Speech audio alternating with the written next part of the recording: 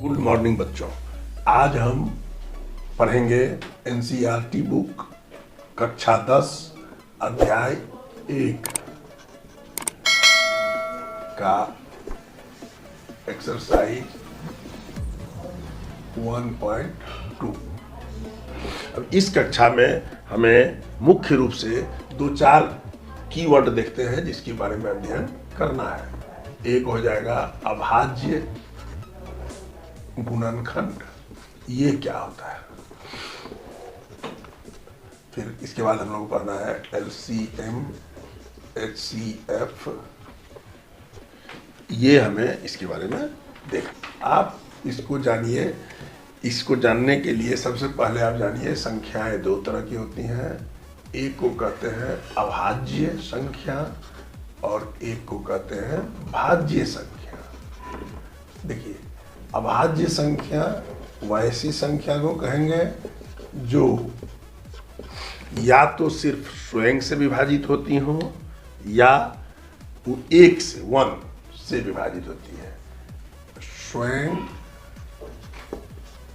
या एक से विभाजित होती हो, यानी जिनका गुणनखंड सिर्फ 2 होगा, यानी सिर्फ इनका 2 गुणनखंड संभव है। अब यह फिक्स है, इसमें कोई बदलाव नहीं होगा। इसको अच्छी तरीके से हम ध्यान रखेंगे। इसका उदाहरण देखिए, जैसे 2 है तो हम 2 को क्या लिख सकते हैं, 2 गुना 1, इससे ज़्यादा कुछ नहीं हो सकता है। 3 को भी आप लिखेंगे 3 गुना 1, 5 को लिखेंगे 5 गुना 1। ये सब अभाज्य गुणनखंड है। उसी प्रकार भाज्य संख्या, इसमें इसका स्वयं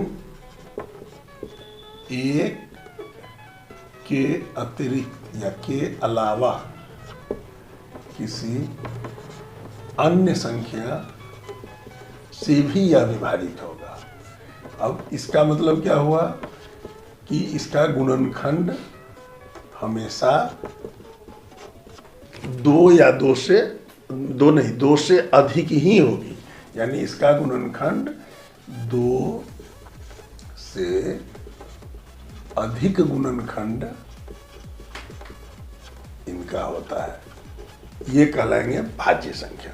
उदाहरण देखिए, 4, इसको आप क्या लिखेंगे, 1 गुना 2 गुना 2, मान लीजिए आप 6 लिखिएगा। 1 गुना 2 गुना 3, 8 लिखिएगा। 1 गुना 2 गुना 2 गुना 2।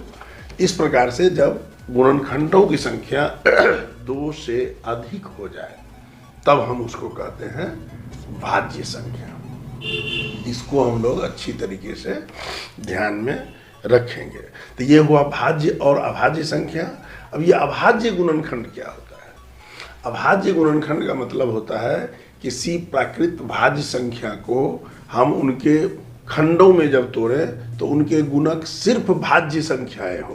2 गुने 3 गुना 5, ये कितनी भी बार आ सकता है। भाज्य संख्या या उनके घात, मतलब इनके में जरूरी नहीं है कि 2 गुना 3 गुना 5 गुना एक बार ही हो। 2 गुना 2 गुना 2 गुना 3 गुना 2, इस तरह से अलग अलग हो सकती हैं। उसको जब हम लोग इस सवालों के संदर्भ में देखेंगे तो बिल्कुल स्पष्ट रूप से दिखेगा। यहाँ एक चीज और ध्यान देना है कि इस गुणनखंड को हम करने की विधि जब करेंगे तो वहाँ पर उसको गुणनखंड कैसे करते हैं, इसके लिए आपको एक और बात बहुत महत्वपूर्ण यहाँ जाननी जरूरी है। उसका नाम है विभाजिता का नियम। आखिर हम कैसे जानेंगे उसको, जो गुणक करेंगे किस प्रकार से विभाजन देंगे। थोड़ा ये जानकारी के लिए आप देखिए, बस 2-3-4 इसमें देख लेना है। अब जैसे विभाजिता के नियम के लिए आप देखिए, कोई भी संख्या हम कैसे जानेंगे किस चीज़ से विभाजन हो सकता है। इसकी 2 विधि है। एक को बोलते हैं हिट एंड ट्रायल विधि, मतलब ट्राई कीजिए, अंदाज से 2 से कीजिए, 5 से कीजिए, 4 से, जिससे भागा लग जाए। लेकिन अगर हमें इसके बारे में कुछ मूल नियम मालूम होंगे तो हमें ये करने में आसानी होगी। यहाँ ये भी ध्यान रखा जाता है कि अभाज्य संख्या माने गुणनखंड जो करें सबसे पहले छोटी से छोटी अभाज्य संख्या का प्रयोग करें, फिर बड़ी से। ऐसा नहीं कि पहले 8 से 7 से कर दें भागा, फिर 5 से करें, फिर 2 से करें। पहले कोशिश करना है 2 से करनी है, फिर 3 से करनी है, फिर 5 से करनी है, फिर 7 से करनी है, इस तरह से। तो आपको 2-3 के बारे में जानना है। जैसे पहला, अब पहला आपको जानना है 2 से विभाजिता का नियम। अब 2 से विभाजिता का बहुत सिंपल है।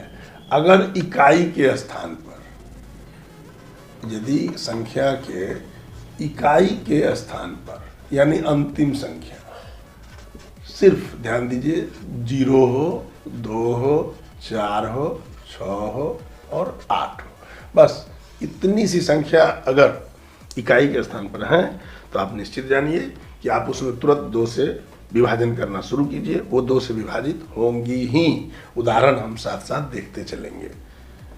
दूसरा नियम 3 से विभाजिता का नियम। 3 से विभाजिता का नियम बहुत आसान है। आप सबसे पहले किसी भी संख्या का सभी अंकों का योगफल कर लेंगे और सभी अंकों का योगफल करके यदि वह योगफल 3 से विभाजित है तो आप समझ लीजिए कि वह संख्या भी 3 से विभाजित होगी। अब इसमें जैसे एक उदाहरण आप देख लीजिए, 1 मान लीजिए 4, 114। इसको क्या करेंगे हम लोग, 1 जोड़ 1 जोड़ 4 आप बट्टा 3 करके देखेंगे। देखिए 6/3 काटिए 2, इसका मतलब ये 114 भी विभाजित होंगी ही। आप क्या करें, तुरंत इसमें विभाजन जरूरत पड़े तो आप 3 से कर सकते हैं। इसी प्रकार ये दूसरा नियम था। तीसरा देखिए, यहां पर आप 2 के बाद ऐसे 3 के बाद 4 से हम लोग जान लेते हैं संदर्भ बस, लेकिन इसकी जरूरत नहीं पड़ेगी क्योंकि 4 अभाज्य संख्या नहीं है। फिर भी जान लीजिए 4 से विभाजिता का नियम। अब इसमें 4 से विभाजिता के नियम के लिए ध्यान देना है क्या, कि यहां पर बस एक ही बात दीजिए, यदि अंतिम 2 संख्या, किसी भी संख्या की अंतिम 2 संख्या 4 से विभाजित होती है तो पूरी संख्या भी 4 से विभाजित होंगी। आप इसका उदाहरण देखना चाहें तो कोई भी लिखिए, 1 2 3 4 5 6, यहाँ पर आप लिख लीजिए 24। अब इसमें देखिए पूरे को टेस्ट करने की जरूरत नहीं है। अब सिर्फ ये देखिए 24 अगर 4 से विभाजित हो रही हैं, जैसा कि यहाँ आप देख पा रहे हैं कि 4 6 टाइम इसको जब गुना करेंगे 6 के गुणन से तो विभाजित हो जाएंगे, तो ये पूरी संख्या भी विभाजित होगी। अब इसको हम लोग भाग करके समय बर्बाद नहीं करेंगे, आप इसको करके चेक करेंगे, टेस्ट करेंगे, आपको दिखाई दे जाएगा। एक और देख लीजिए, चौथा। अब इसमें 5 से विभाजिता का नियम।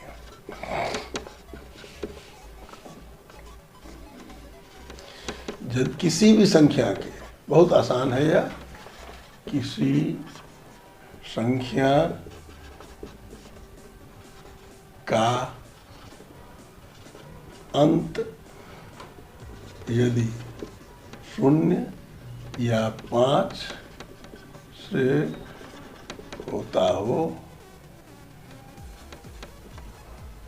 तो वह संख्या भी 5 से विभाजित होगी। सिंपल। लास्ट पद देखना है, हो रहा है कि नहीं। इसके बाद फिर 6 से करने की जरूरत नहीं है, 7 से फिर जरूरत पड़ेगा आगे के अध्याय में, तो हम उसकी चर्चा करेंगे। अभी हमारे काम इतना से ही हमारा यह काम समाप्त हो जाएगा। तो हम यहाँ पर देखें कि गुणनखंड क्या होता है, अभाज्य गुणनखंड। अब इसमें देखिए यहाँ पर एक मूलभूत अंक गणित का एक मूलभूत प्रमेय है, उसको हम लोग लिख लेते हैं, इसको याद कर लिया जाएगा। ये पूछता है अंक गणित का मूलभूत प्रमेय, फंडामेंटल थ्योरम ऑफ अरिथमेटिक। अब इसमें ये क्या है, यह बहुत ही महत्वपूर्ण है और बहुत पहले की बात है। फ्रेडरिक गॉस ने इसका प्रतिपादन किया था। इन्होंने क्या कहा था कि किसी एक प्राकृत संख्या का अभाज्य गुणनखंड, ये जो होता है किसी प्राकृत संख्या का अभाज्य गुणनखंड, उसके जो भी गुणनखंड है उसके गुणनखंडों के क्रम को छोड़ते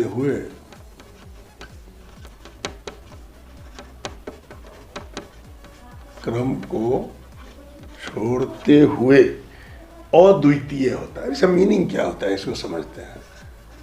अद्वितीय होता है। अब ये बहुत महत्वपूर्ण पंक्ति है, इसको हम लोग थ्योरम है, प्रमेय है, प्रमेय को इसी शब्द में याद कर लिया जाता है, इसके किसी शब्द का बदलाव नहीं होगा। इसका मतलब क्या होता है, जैसे आप कोई एक संख्या ले लें 424, इसको हम लोग गुणनखंड करते हैं। देखिए 2 से करेंगे पहले ट्राई, चूंकि अंतिम संख्या 4 है तो 2 से लग जाएगा। अब देखिए तो इसका हो जाएगा 212, फिर 2 से करेंगे तो 106, फिर 2 से लगेगा 53। अब ये 53 खुद अभाज्य संख्या है। इसमें इससे आगे आप सुने इसमें क्या लिख सकते हैं, इसको किस रूप में लिखेंगे, अंत में आप 53 से भी कर देंगे। ये एक बात यानी इसको तब तक गुणनखंड करना है जब तक लास्ट में 1 प्राप्त नहीं हो जाए। अब इसको 424 को आप लिखेंगे तो ये देखिए 2 गुना 2 गुना 2 गुना 53, 424 को आप क्या लिख सकते हैं, 2 गुना 2 गुना 2 गुना 53 गुना 1। अब इसके क्रम का इसका क्या मतलब है, क्रम को छोड़ते हुए गुणनखंड यही रहेगा हमेशा।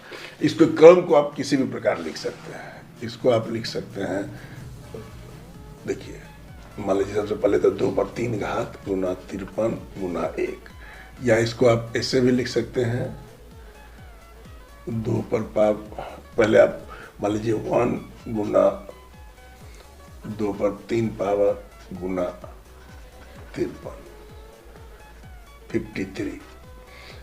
आप 53 गुना 2 गुना 2 गुना 2 गुना 1 किसी भी रूप में लिख सकते हैं।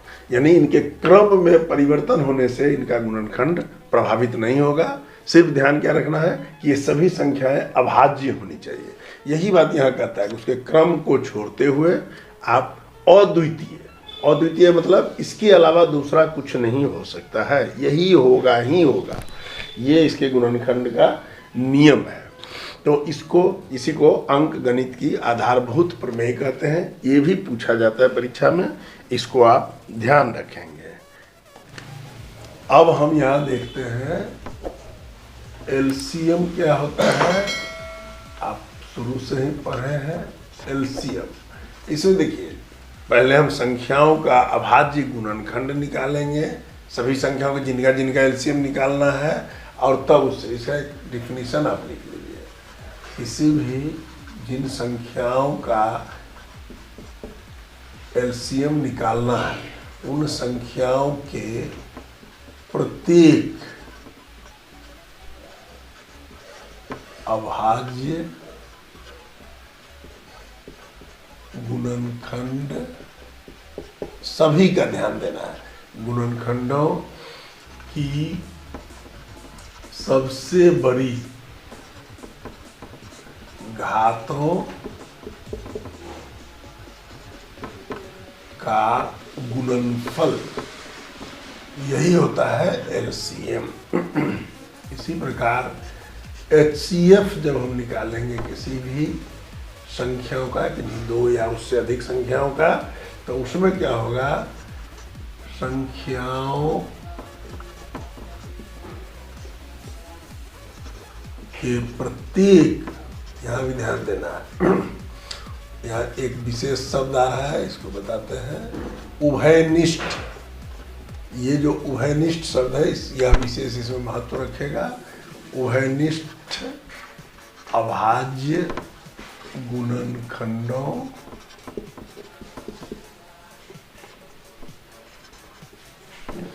की सबसे छोटी घातों का